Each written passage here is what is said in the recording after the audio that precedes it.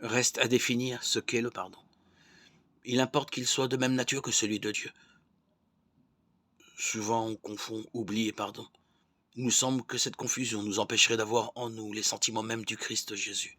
Philippiens 2,5. L'oubli est d'ordre psychologique, il n'est pas de l'ordre de l'amour. Il risque même d'en être à l'opposé.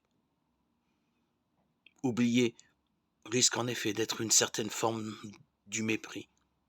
Cela pourrait se traduire par une phrase de l'ordre de celle-ci: « Je ne me venge pas, cette personne ne m'intéresse plus ».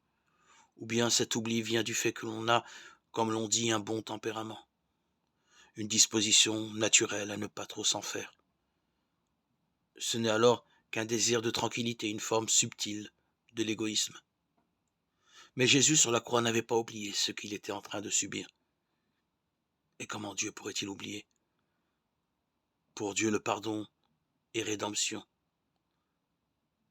c'est-à-dire la mise en œuvre du mystère de mort et de vie. Le péché qui est dans le cœur de l'homme, il le fait mourir pour que son cœur revive d'une autre manière. Et si l'homme, sous l'impulsion du pardon, accepte de retourner son cœur, c'est l'exacte signification de la conversion. Son cœur est neuf.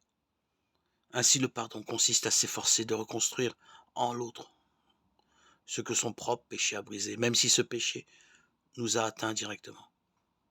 C'est se mettre au service de celui qui nous a blessés.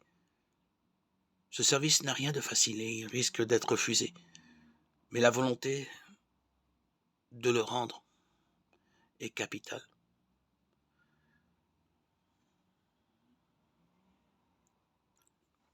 C'est grâce à cette attitude que l'on s'apercevra peut-être que s'il y a une paille dans l'œil de notre frère, il y a une poutre dans le nôtre.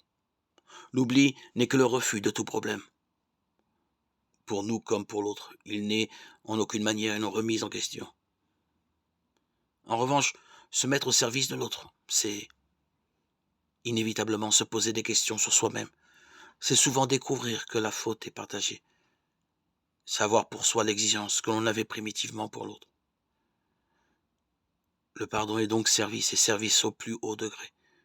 Il est, en définitive, la reconnaissance, dans le visage des frères, du visage, plus ou moins défiguré, du Père. Il est encore une attitude filiale, on peut dire qu'être pauvre, c'est être enfant du Père, le reconnaître et vivre comme tel.